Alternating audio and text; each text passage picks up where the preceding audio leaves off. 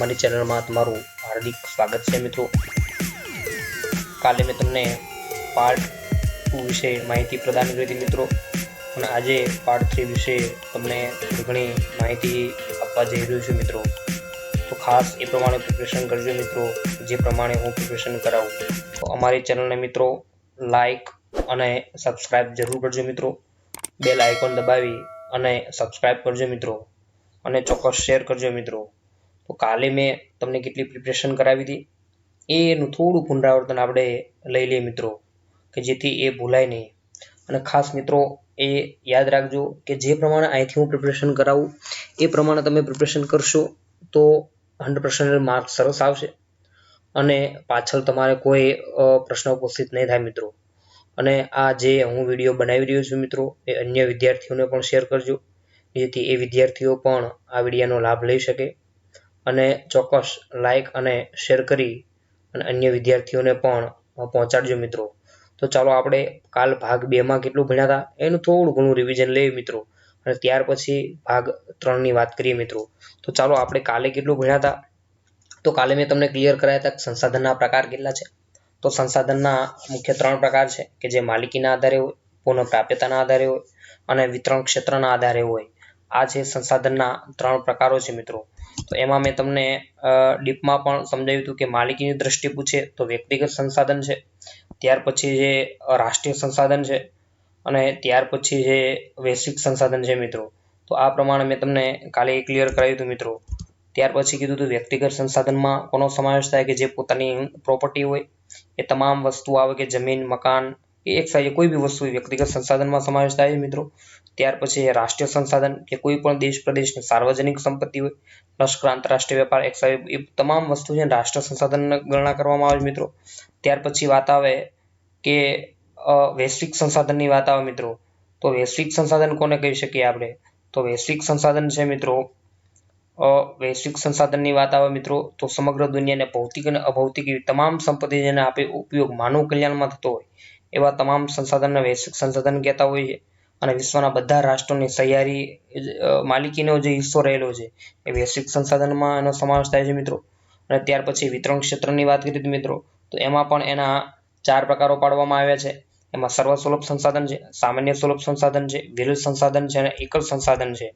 તો એમાં સર્વસુલભ સંસાધન કોને કહેવાય, કે દરેક વ્યક્તિ એનો ઉપયોગ કરી શકતા હોય, દાખલા તરીકે તમામ પ્રકારના વાયુ, ઓક્સિજન, નાઇટ્રોજન એ બધાનો સમાવેશ થશે।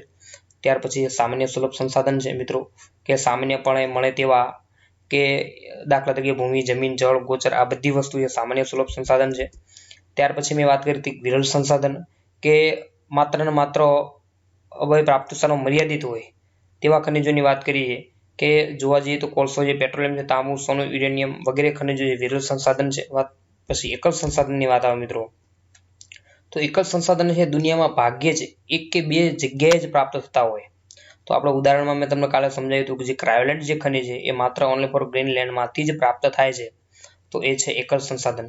તો આ તમામ પ્રકારના સંસાધનો વિશે વાત કરી હતી। પછી મેં નવીનીકરણીય અને અનવીનીકરણીયની પણ વાત કરી હતી, કે નવીનીકરણ કોને કહેવાય, કે જે અખૂટ છે, જંગલો છે, સૂર્યપ્રકાશ છે, પક્ષીઓ છે, જળ વિદ્યુત છે, પવનચક્કી છે, આ બધી વસ્તુ શેમાં આવશે, એ નવીનીકરણમાં આવશે।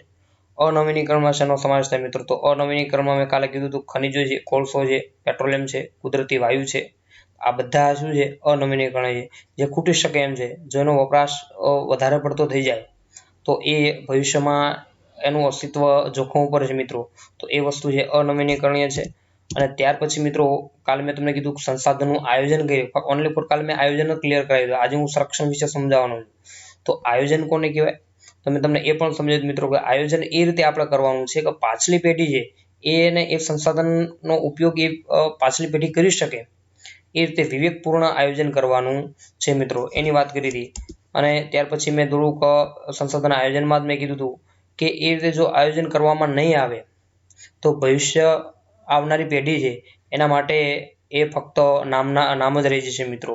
તો એ સંસદ આયોજન આજે મિત્રો ભણવાનું છે, સંરક્ષણની વાત કરવામાં આવે તો ભાગ 3 મિત્રો, લેસન નંબર 8 ભાગ 3 કુદરતી સંસાધન પાઠ નંબર 8 ની વાત કરીએ તો આ પાઠમાં 3 માર્કનું પૂછવાનું છે મિત્રો। ખાસ પ્રિપરેશન કરજો મેં તમને લેસન 1 ક્લિયર કર્યો, એનું રિવિઝન પણ સતત ચાલુ રાખજો. અને ન ખબર પડે તો વિડીયો પણ તમે યુટ્યુબ ચેનલ ઉપર મેં અપલોડ કરેલા છે, એ પણ તમે જોઈ શકો છો. અને ધીમે ધીમે હું બધા વિડીયો અપલોડ કરવા જઈ રહ્યો છું. તો જે બને એમ જેટલું અહીંથી પ્રિપરેશન કરવામાં આવે એ પ્રમાણે તમે પ્રિપરેશન કરજો મિત્રો. તો ચાલો આપણે નેક્સ્ટ ટોપિક શરૂ કરીએ, પાર્ટ 3. તો એમાં છે સંસાધનનું સંરક્ષણ કઈ રીતે કરવું. સંસાધનનું સંરક્ષણ કોને કહેવાય? કે સંરક્ષણ રક્ષણ કરવું, બચાવ કરવો એનો. જે સંસાધનો છે કુદરતે આપણને આપ્યા છે, પણ એ કુદરતોનો બચાવ આપણે કઈ રીતે કરી શકીએ એના થોડા મુદ્દા છે મિત્રો. તો એ સ્ટેપ બાય સ્ટેપ મુદ્દા ક્લિયર કરાવીશ મિત્રો. તો પહેલો મુદ્દો આવે છે મિત્રો કે સૌથી પહેલા કોઈ એક દેશ કે પ્રદેશને એક એકમ ગણવું. કઈ રીતે? કે મેં તમને કાલે પણ કીધું હતું, બધા દેશોમાં, ઘણા બધા દેશોમાંથી ખનિજ પ્રાપ્ત થાય છે. તો એવું નહીં કે અમેરિકામાં ખનિજ પ્રાપ્ત થાય છે કે ભાઈ અમેરિકા દેશ જ એનો સદુપયોગ કરો અને પુષ્કળ ઉપયોગ કરી નાખે, અન્ય દેશનો વારો જ ન આવે. ના, એવું કરવાનું નથી મિત્રો. તમારા દેશમાં ભલે એ પ્રોપર્ટી હોય, તમારા દેશમાંથી ભલે ખનિજ પ્રાપ્ત થયું હોય, પણ એને તમારા વૈશ્વિક લેવલે એની ગણના કરવાની છે. તો સૌથી પહેલા કોઈ એક દેશ કે પ્રદેશને એક એકમ ગણી તેનો ઉપયોગ લેવાયેલા, હજુ વણ વપરાયેલા કે સંભવિત સંસાધનો ઉપલબ્ધિ અને વિશેષતાઓ બાબતે જાણકારી મેળવી. કે જે વણ વપરાયેલા છે, અમુક દેશમાં એમનામ સ્ટોક પડ્યો રહ્યો છે મિત્રો, તો એવા સંસાધનો છે એમનામ એનો સ્ટોક પડ્યો રહે અને વૈકલ્પિક સંસાધનનો ઉપયોગ કરવામાં આવે મિત્રો. તો એ સંસાધન ભવિષ્ય અને આવનારી પેઢી છે એને એ સંસાધન કામમાં આવી શકે મિત્રો. તો એ ટોપિક એવું કહેવા માંગે છે. ત્યાર પછી જોઈએ કે જે સંસાધનોનું પ્રમાણ મર્યાદિત કે અનવીનીકરણીય છે. કેવું છે? જે સંસાધનોનું પ્રમાણ મર્યાદિત કે અનવીનીકરણીય છે. તો અનવીનીકરણ મેં તમને સમજાવી દીધું, ખનિજ કોલસો છે, પેટ્રોલ છે, કુદરતી વાયુ છે, આ બધાની વાત આવે તો અનવીનીકરણ શબ્દ ક્લિયર થઈ જાય મિત્રો. તેનું વૈજ્ઞાનિક ઢબે દોહન કરવું જોઈએ અને તેનો વપરાશ અનિવાર્ય હોય ત્યાં જ કરવું. કે જ્યાં એની વગર ચાલે એવું નથી ત્યાં જ આ વસ્તુનો ઉપયોગ કરવો. અનવીનીકરણની વાત કરવામાં આવે મિત્રો. પણ જો અન્ય જગ્યાએ એ વૈકલ્પિક સંસાધનનો ઉપયોગ થઈ શકતો હોય તો મિત્રો બને ત્યાં સુધી એનો જ ઉપયોગ કરવો, કે જેથી આ તમામ પ્રકારના સંસાધનો છે, ખનિજ કોલસો છે, પેટ્રોલિયમ છે, કુદરતી વાયુ છે, એ સંસાધનો એમનામ આપણે સાચવી એ રાખી શકીએ મિત્રો. કે જેથી પાછળની ભાવિ પેઢીને કે એ લાંબા સમય સુધી એ સંસાધનો એમનામ ટકી રહે મિત્રો. તો એ મુદ્દો એ કહે છે. ત્યાર પછી જોઈએ કે જે સંસાધનોની માત્રા વધારી શકાય તેના વિકાસ માટે પ્રયત્ન કરવો જોઈએ. કે જે સંસાધનોની માત્રા વધારી શકાય તેનો વિકાસ માટે પ્રયત્ન કરવો જોઈએ. દાખલા તરીકે એક્ઝામ્પલ લઈએ આપણે કે અત્યારે સોલર સિસ્ટમની અત્યારે જોરદાર રીતે માંગ છે અને એ લોકો એની તરફ વળ્યા છે મિત્રો. તો એ સંસાધન છે અને એ એવા સંસાધનો કહેવાય છે અખૂટ છે કે તમે જેટલો એનો ઉપયોગ કરો એટલો તમે વધારે ઉપયોગ કરી શકો છો. જો તમે એનો ઉપયોગ કરશો તો જે અનવીનીકરણ સંસાધનો છે કે ખનિજ કોલસો, પેટ્રોલ, કુદરતી વાયુ, એ સંસાધનો સાઈડમાં રહી જશે મિત્રો. તો ઓટોમેટિક એનો બચાવ થવાનો. તો એવા વિકાસની વાત કરી છે મિત્રો. ત્યાર પછી લઈએ કે જે સંસાધનો વર્તમાનમાં સોંગા કે સહજ ઉપલબ્ધ હોય અને તેને વેડફવાને બદલે ભાવિ જરૂરિયાત માટે કરકસર કરી સાચવવા જોઈએ. શું કીધું? વર્તમાન સમયમાં જે સોંગા કે સહજ ઉપલબ્ધ હોય, સોંગા કે સહજ ઉપલબ્ધ હોય તેવા તેને વેડફવાને બદલે ભાવિ જરૂરિયાત માટે કરકસર કરી સાચવવા જે કોલસો છે, આ બધી વસ્તુ તમે જુઓ. કુદરતી વાયુ છે એ એકદમ સોંગા છે, સીએનજી ગણો, એલપીજી ગણો, પીએનજી ગણો, એની કિંમત એટલી બધી નથી મિત્રો. કોમ્પ્રેસ્ડ નેચરલ ગેસ ગણવામાં આવે કે લિક્વિડ પેટ્રોલિયમ ગેસ ગણવામાં આવે અને પીએનજી પાઇપલાઇન નેચરલ ગેસ ગણવામાં. આ બધા સંસાધનો કેવા છે કે એ સંસાધનો છે એ આરામથી આપણે ઉપલબ્ધ છે. તો એવું ઉપલબ્ધ છે તો એવું નહીં આપણે સમજવાનું કે એને મન ફાવે એના વેડફી નાખીએ કે મન ફાવે એનો બગાડ કરી નાખીએ. ના મિત્રો, એની અહીંયા વાત કરવામાં નથી આવી, પણ એને આપણે સાચવવાની વાત કરી છે. જો એને સાચવશું તો એ સંસાધનો લાંબા ગાળા સમય સુધી એ આપણે કામમાં મિત્રો આવવાના છે. ત્યાર પછી લઈએ મિત્રો કે જે મર્યાદિત માત્રામાં ઉપલબ્ધ છે, કે જે ધરતીની અંદર, જમીનની અંદર એ અલ્પ માત્રામાં પ્રાપ્ત થાય છે કે મર્યાદિત માત્રામાં પ્રાપ્ત થાય તેવા સંસાધનોને જાળવી રાખવા, તકનિક વિકાસ દ્વારા તેના વૈકલ્પિક સ્ત્રોતને શોધ લાંબા ગાળે વધારે ફાયદાકારક છે. મેં તમને આગળ પણ કીધું હતું કે જે આવા સંસાધનો છે કે બહુ મહા મહેનતે એ પ્રાપ્ત થાય છે એવા સંસાધનો, તો એવા સંસાધનોને વૈકલ્પિક સ્ત્રોતનો ઉપયોગ કરી બને ત્યાં સુધી એવા સંસાધનો છે એને એક બાજુ સાઈડમાં રહે અને એની જગ્યાએ બીજા વૈકલ્પિક સ્ત્રોતોનો ઉપયોગ થાય તો એ આપણા માટે બહુ વધારે ફાયદાકારક બનતા હોય છે. ત્યાર પછી જુઓ કે સંસાધનોના સંરક્ષણ માટે તંત્ર દ્વારા જરૂરી કાયદા કે નિયમો બનાવવા જોઈએ અને તેનું ચોક્કસપણે લોકો થ્રુ એનું અમલીકરણ કરાવવું જોઈએ. જે કુદરતી આપને સંસાધનો આપ્યા છે તો એ સંસાધનો છે એ ગવર્મેન્ટે પણ એના માટે કંઈક રૂલ્સ બનાવવા જોઈએ કે જેથી એ કાયદા લોકો પણ એનો ફોલોઅપ કરતા થાય મિત્રો, અને જે મન ફાવે વેડફે છે મિત્રો તો એનો બચાવ શક્ય બને મિત્રો. તો એની વાત કરે છે. ત્યાર પછી જો કે નાગરિકોને સંસાધનના વિવેકપૂર્ણ ઉપયોગ સાથે જોડાયેલી તમામ બાબત અંગે વાકેફ કરી જનજાગૃતિ કેળવવી જોઈએ. જે શિક્ષિત છે મિત્રો, જે લોકો શિક્ષણને સમજે છે મિત્રો, તો એ લોકોને કોઈ નાટ્યાત્મક પ્રવૃત્તિ દ્વારા, કોઈ સાહિત્ય દ્વારા કે અન્ય કોઈ પ્રવૃત્તિ દ્વારા એ લોકોને વાકેફ કરવા જોઈએ કે સંસાધનો આપણે કઈ રીતે ઉપયોગી છે. અને જો વધારે પડતો ઉપયોગ વધી જશે અને જો વધારે પડતા એ સંસાધનો વેડફવામાં આવશે મિત્રો તો એ લાંબા ગાળા સમય સુધી એ ટકી રહેવાના નથી. આવા વિચારો કે અન્ય સ્લોગનો દ્વારા એમને સમજૂતી આપવી જોઈએ જેથી એ લોકો સમજે અને એ સંસાધનનો ખોટો બગાડ કરે છે, જે ખોટા વેડફે છે એ ત્યાં એને અટકાવી શકાય મિત્રો. તો એ પ્રમાણે આજે મેં સંસાધનનું સંરક્ષણ ની વાત કરવામાં આવે મિત્રો, તો આ મુદ્દા ખાસ ક્લિયર કરવાના છે. આઈએમપી છે, ખાસ પ્રિપેરેશન કરજો મિત્રો. તો એ પ્રમાણે જેટલા મુદ્દા છે એ પ્રમાણે મેં તમને સમજાય એ પ્રમાણે ખાસ પ્રિપેરેશન કરી જે 7-8 મુદ્દા છે એ ક્લિયર કરજો કે જેથી કોઈ પ્રશ્ન ઉપસ્થિત થાય નહીં મિત્રો. અને ત્યાર પછી આવે તો જમીન નિર્માણની વાત કરવામાં આવે મિત્રો. તો જમીન શબ્દ આવે એટલે એના ઘણા બધા પર્યાયવાચક શબ્દો છે. ધરતી છે, ભૂમિ છે, ધરા છે, આ બધી વસ્તુ શું દર્શાવે? જમીનની વાત કરે છે. તો જમીન શબ્દ ત્યાં અટકી નથી જતો મિત્રો. જમીનની ઘણી બધી એવી પારિભાષિક વ્યાખ્યાઓ છે મિત્રો કે એની વાત ન પૂછો મિત્રો. તો જમીન કોને કહી શકાય? જમીનનું નિર્માણ કઈ રીતે થાય છે મિત્રો, એના વિશે આ ટોપિકમાં ભણવાનું છે. તો પહેલો મુદ્દો છે જમીન નિર્માણ. તો સામાન્ય રીતે ભૂસપાટીનું ઉપલું પડને આપણે શું કહીએ છીએ કે જમીન કહેતા હોઈએ કે જેમાં વનસ્પતિ ઉગે છે, આપણે ખેતી કરીએ છીએ, અન્ય પાકો પ્રાપ્ત થાય છે, એને આપણે ટૂંકમાં એને શું કહીએ? જમીન કહીએ છીએ. પણ જમીન પૃથ્વીના પોપડા પરના અનેક વિધિ કણોથી બનેલી એક પાતળું પડ હોય છે. જમીનની રચના સામાન્ય રીતે ખાલી એક પથ્થરથી કે માટીના કણથી નથી થઈ જતી મિત્રો.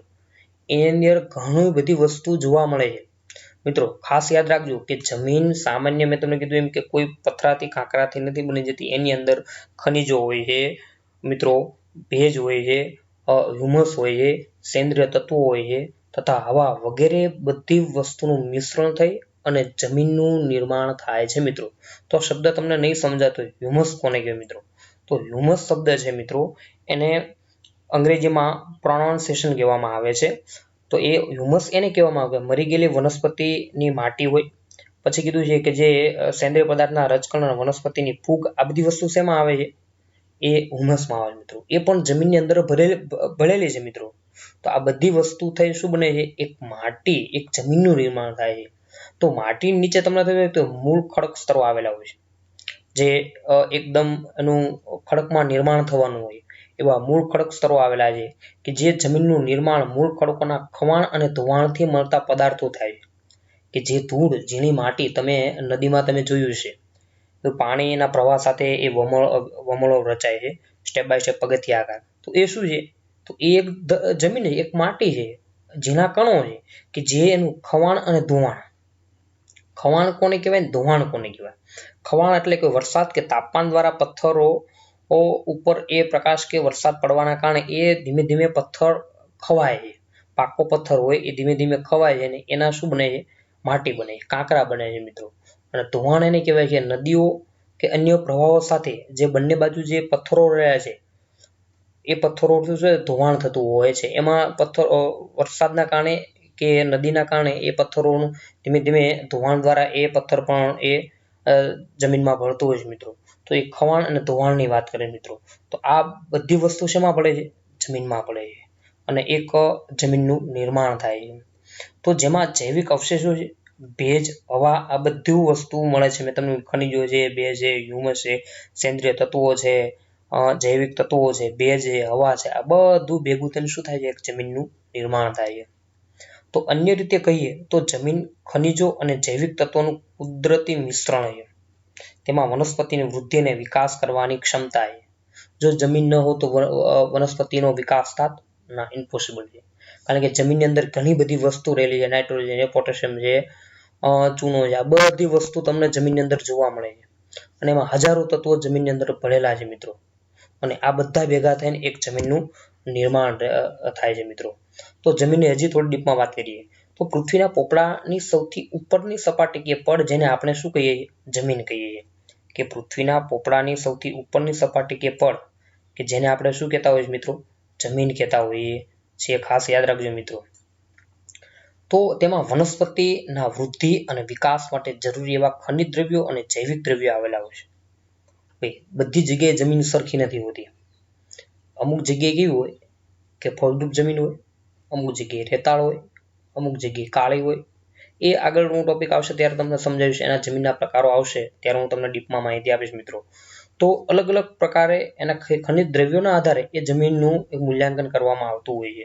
જોકે તેનું પ્રમાણ બધી જમીનમાં એક સરખું હોતું નથી.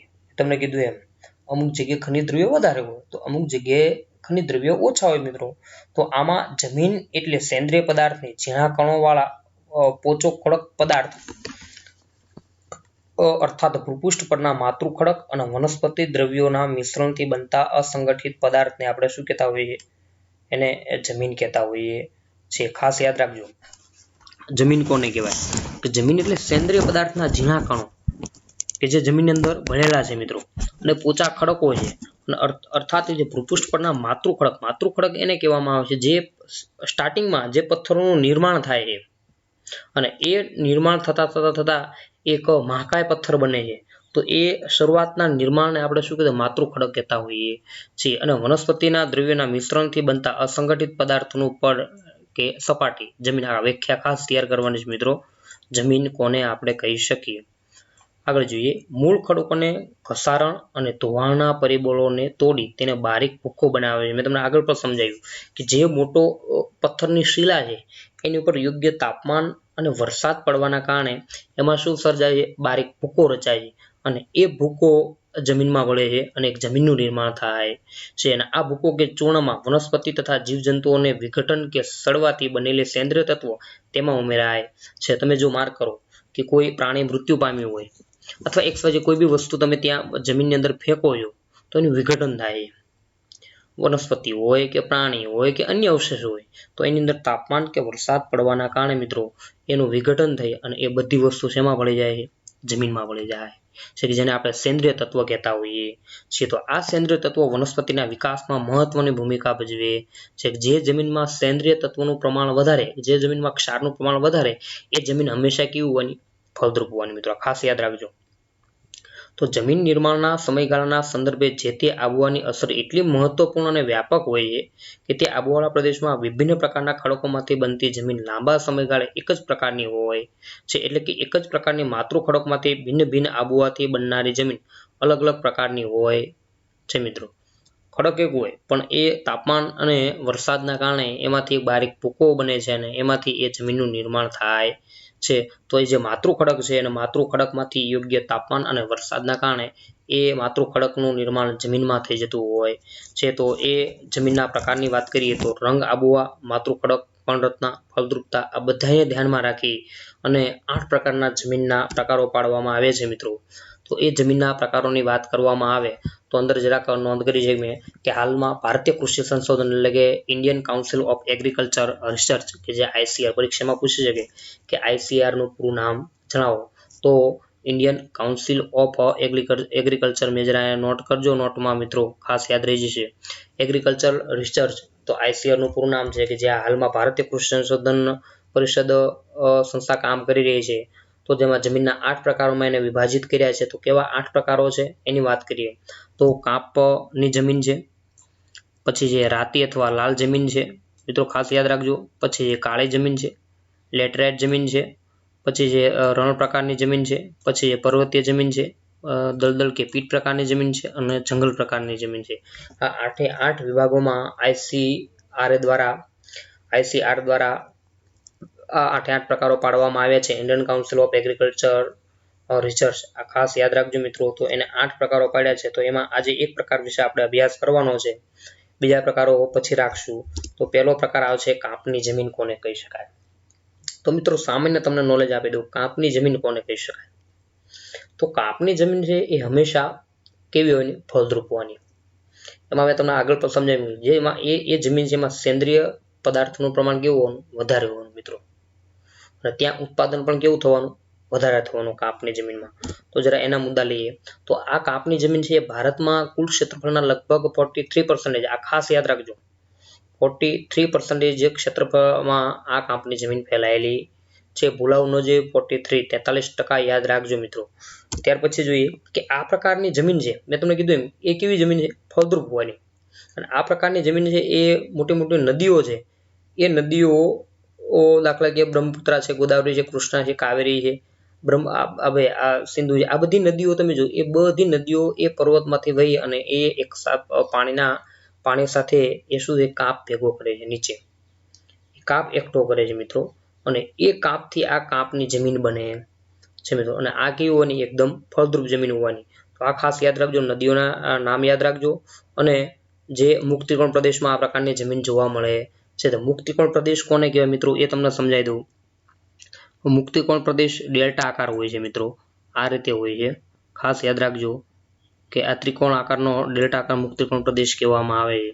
કે આ નદી વહેતી હોય છે અને વચ્ચેનો જે ભાગ છે આ નદીઓ વહેતી હોય છે અને આ બંને એના ફાટા પડી જતા હોય છે મિત્રો, અને આ જે વચ્ચેનો ભાગ છે એને મુક્તિકોણ પ્રદેશ કહેવામાં આવે છે. અને આ જે મુક્તિકોણ પ્રદેશ છે એ કેવો પ્રદેશ હોવાનો મિત્રો કે આ મુક્તિકોણ પ્રદેશ છે એ ખૂબ ફળદ્રુપ હોવાનો અને પુષ્કળ રીતે એમાંથી ઘણી ખેતી બાબતે ઉત્પાદન પ્રાપ્ત થવાનું.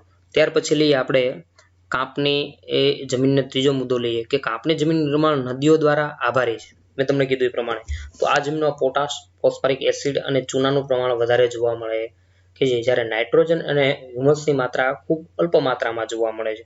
તો આ મોસ્ટ આઈએમપી છે કે કાપની જમીનમાં શું વધારે જોવા મળે છે તો પોટાશ અને ફોસ્ફરિક એસિડ અને ચૂનાનો આ જે વસ્તુ જે જમીનમાં વધારે એ જમીન હંમેશા કેવી હોવાની ફળદ્રુપ હોવાની મિત્રો. તો અહીંયા પણ આ પોટાશ અને ફોસ્ફરિક એસિડ અને ચૂનાનું પ્રમાણ વધારે છે એના કારણે આ જમીન કેવી છે ખૂબ ફળદ્રુપ છે મિત્રો. તો જો આ જમીનમાં કઠોળ વર્ગના પાક લેવામાં આવે તો તે સ્થિરતાનું પ્રમાણ વધારી શકાય છે. તમે અન્ય પાકો લો એનો કોઈ વાંધો નથી, પણ એની જોડે જો કઠોળ પાક લેવામાં આવે તો ચોક્કસપણે એમાં વધારે આપણે ઉત્પાદન પ્રાપ્ત કરી શકતા હોઈએ. શા માટે કઠોળના પાકની વાત કરીએ છીએ તો મિત્રો જો કઠોળના પાક વાવવામાં આવે તો કઠોળની સાથે સાથે એ જમીનમાં નાઇટ્રોજન ભળતો હોય છે મિત્રો, અને કઠોળ જે વર્ગની વનસ્પતિ છે એ નાઇટ્રોજનનું પ્રદાન કરે છે મિત્રો. તો એ ઓલરેડી નાઇટ્રોજનનું પ્રમાણ ઓછું છે, તો જો કઠોળ વર્ગની વનસ્પતિ વાવવામાં આવે તો નાઇટ્રોજન પૂરતા માત્રામાં એ જમીનને મળતું હોય છે, અને ત્યાર પછી જો અન્ય કોઈ વાવેતર કરવામાં આવે તો પુષ્કળ પ્રમાણમાં એનું ઉત્પાદન થતું હોય છે. તો આ જમીનમાં ઘઉં, ચોખા, શેરડી પણ કપાસ, મકાઈ, તેલીબિયાંના પાકો લેવાય છે મિત્રો. તો આ કાપની જમીન છે. તો નકશામાં પણ જરા કાપની જમીન તમને બતાવી દઉં.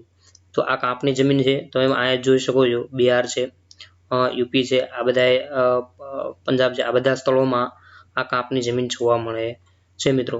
તો ખાસ એ પ્રમાણે પ્રિપેરેશન કરજો. તો આજે ઓનલી ફોર કાપની જમીન વિશે જ માહિતી આપી છે, અને કાલે બીજા 7 પ્રકાર છે એના વિશે હું માહિતી પ્રદાન કરીશ તમને મિત્રો. તો આજે જેટલું ચાલ્યું એનું ઘેર ફ્રી બેઠા થોડું અધ્યયન કરજો, અને ચોક્કસ એ પ્રમાણે થોડું અધ્યયન કરશો તો હું નથી માનતો કે તમને ન ખબર પડે, પણ વારંવાર તમે એને વાંચન કરતા જશો તો પાછળ તમારે એટલો બધો લોડ નહીં પડે મિત્રો. તો બસ મિત્રો આજે આપણે આટલું જ રાખશું. ખાસ તો આ જે વિડીયો બનાવ્યો છે એ તમારા માટે છે, અને તમારા મિત્રોને પણ શેર કરજો મિત્રો, જેથી એ પણ એનું અધ્યયન કરી શકે. તો ચલો આપણે એને પછીના ટોપિક કાલે 7 પ્રકારો વિશે માહિતી પ્રાપ્ત કરશું. તો બસ ચાલો જય સોમનાથ મિત્રો, આજે આટલે રાખીએ મિત્રો.